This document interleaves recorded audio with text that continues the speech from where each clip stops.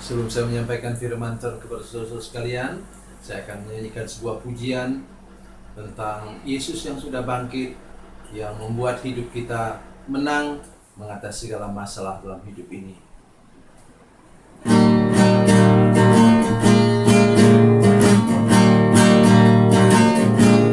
Di hari Minggu pagi yang ceria,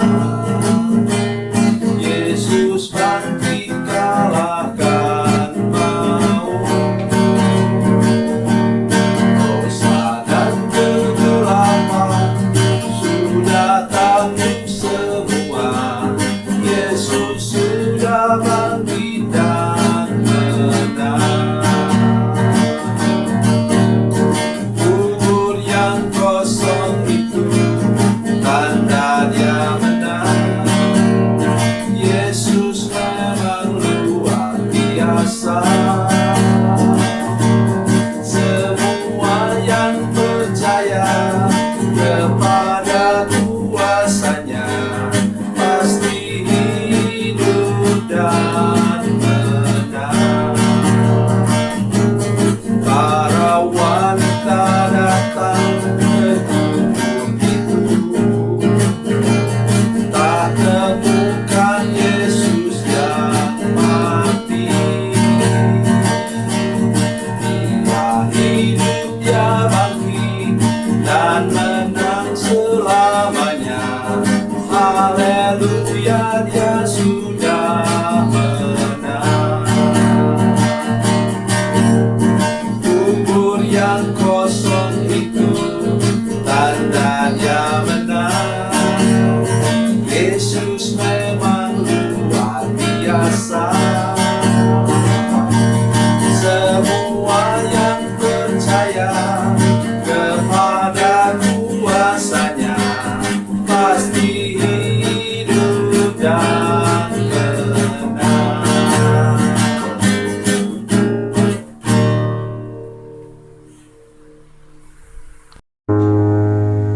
Salam saudara pemirsa, sampai jumpa kembali dengan kami dalam program Berita Pengharapan. Saya Pendeta Samuel Jalil, ingin menolong saudara-saudara sekalian hari ini. Bila engkau sudah jatuh dan gagal ke dalam dosa, maka tidak cukup hanya dengan menangis saja, tetapi engkau harus benar-benar dipulihkan oleh Tuhan, dan engkau sendiri punya tekad yang kuat untuk tidak lagi mengulangi kesalahan yang sama. Mari kita berdoa sebelum kita lebih jauh mendengarkan firman Tuhan. Bapa, dalam nama Yesus, terima kasih banyak untuk kebenaran firman Tuhan yang sebentar akan kami dengarkan bersama. Kami berdoa untuk semua pemirsa, semua jemaat yang menyaksikan program ini, supaya kami semua berhati-hati menjaga langkah hidup kami, supaya kami jangan tergelincir ke dalam dosa. Karena untuk memulihkannya, kami perlu waktu, perlu tekad, perlu kesungguhan hati untuk mengalaminya. Dalam nama Yesus, haleluya. Amin. Mari kita mendengarkan firman Tuhan, saudara pemirsa sekalian. Dari Lukas pasal 22, Lukas pasal 22 ayat 62. Lukas 22 ayat 62. Demikian bunyi firman Tuhan. Lalu ia pergi keluar dan menangis dengan sedihnya. Amin. Siapakah dia? Dialah Petrus. Persis sesudah dia menyangkal Yesus sampai 3 kali, ayam pun berkokok, dia pun diingatkan Tuhan bahwa, aduh, kenapa sampai saya buat begini? Kalah digertak oleh seorang pembantu rumah tangga, tukang sapu halaman imam besar. Jadi saudara bisa lihat, jebakan iblis itu sedemikian rupa. Dia menangis dengan sedih dan pergi keluar. Sudah pernah mendengar? Kemudian Petrus ditangkap, disalibkan lagi bersama dengan Yesus. Mana ada? Tidak ada. hukum Romawi pada waktu itu sudah begitu sempurna dan bagus, sehingga pengikut seorang nabi palsu, misalnya pengikut seorang aliran sesat pada waktu itu, tidak boleh dihukum bersama dengan bosnya atau tuannya. Itu yang terjadi. Apa dia tangkap waktu dia keluar dengan menangis? Tidak ada. Oleh sebab itu hari ini saya menolong kita semua untuk menyadari bahwa jebakan-jebakan iblis itu begitu rapi dia atur. Sebenarnya iblis berharap kalau boleh Petrus juga bunuh diri seperti Yudas. Ingat saudara sekalian, Yudas bunuh diri karena dia putus asa, diiming-imingi oleh iblis dengan uang. Dia jual gurunya. Setelah melihat Tuhan Yesus divonis mati, maka kemudian Yudas melemparkan uang itu, 30 keping perak itu dilemparkan. Saudara sekalian, saya mau ajar saudara sekalian firman Tuhan. Dia bukan lemparkan saja ke bait Allah, dia mau lempar kepala imam besar saudara sekalian. Tapi tangkis tidak kena. Putus asalah dia, kemudian dia apa? Dia pergi dan gantung diri. Yesus digantung di kayu salib menjadi juru selamat. Yudas menggantung diri di pohon kayu dan menjadi pengkhianat selama-lamanya. Itu modus iblis selalu begitu. Tawarkan kita tentang dosa, begitu manisnya, begitu enaknya. Sesudah itu dia kemudian katakan, "Hei, kamu sudah jadi pengkhianat." Dan sudah akhirnya putus asa dan bisa-bisa bunuh diri. Itu yang harus kita jaga sekarang. Mari perhatikan di sini. Ini terjadi hari Kamis malam Jumat. Dan kapan baru Petrus dipulihkan benar-benar? Ketika seminggu sesudah Yesus bangkit dari antara orang mati, dia Tuhan suruh pergi ke Danau Galilea. Kenapa Danau Galilea? Di sana dulu dia dipanggil Tuhan. Mari ikutlah aku, kamu akan kujadikan penjala manusia.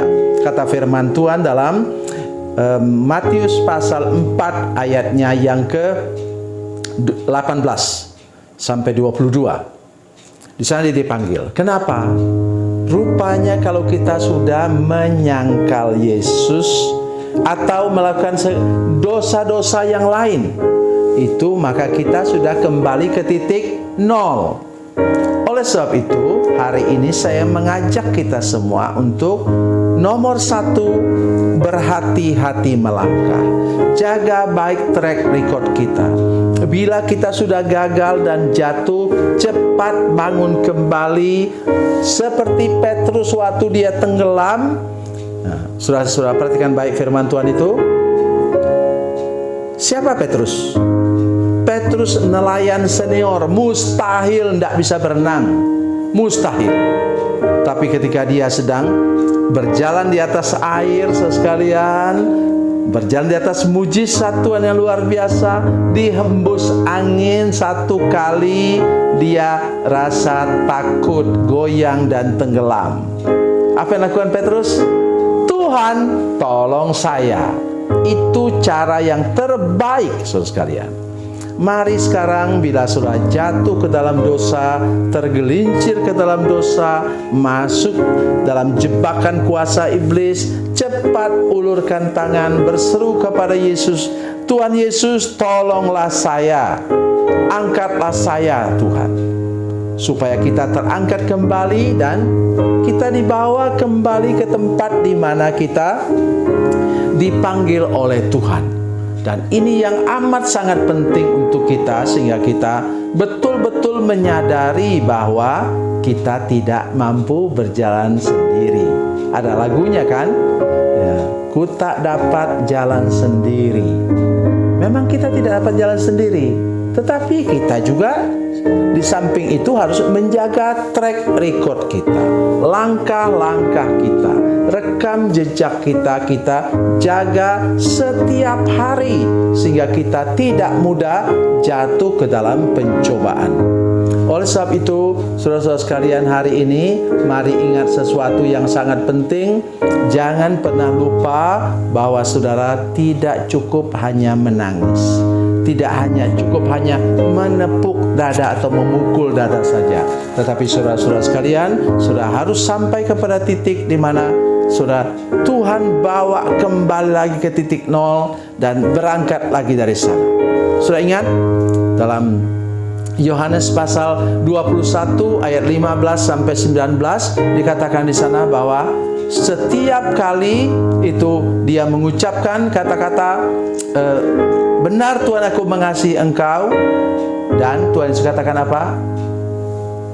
Gembalakanlah domba-dombaku, gembalakanlah domba-dombaku. Dan yang terakhir dikatakan, tetapi engkau ikutlah aku. Persis seperti waktu dia mulai dulu mengikut Yesus.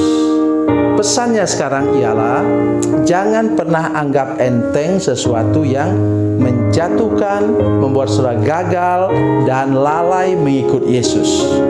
Jaga baik hidup saudara sekalian, terus fokus kepada Yesus, maka engkau akan selamat sampai ke akhir perjalanan. Tuhan Yesus memberkati, Tuhan Yesus baik. Mari kita berdoa. Bapa, dalam nama Yesus, terima kasih banyak Tuhan. Kami percaya kepada firman-Mu dan tolong kami Tuhan. Kami tidak bisa berjalan sendiri, tapi tolong Tuhan supaya kami berjalan mengikut Engkau dan tidak pernah tergelincir dalam perjalanan. Kalau kami tergelincir, Tuhan tolong ulurkan tangan-Mu, angkat kami supaya kami dapat meneruskan lagi perjalanan dengan sukacita. Terima kasih Tuhan, dalam nama Yesus, haleluya, amin.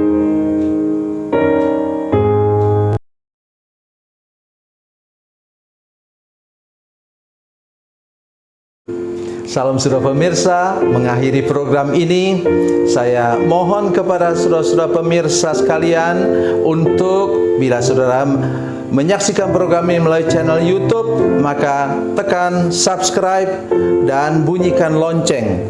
Dan bila saudara menyaksikan program ini melalui channel Facebook, maka tolong saudara-saudara sekalian tekan like dan juga komen.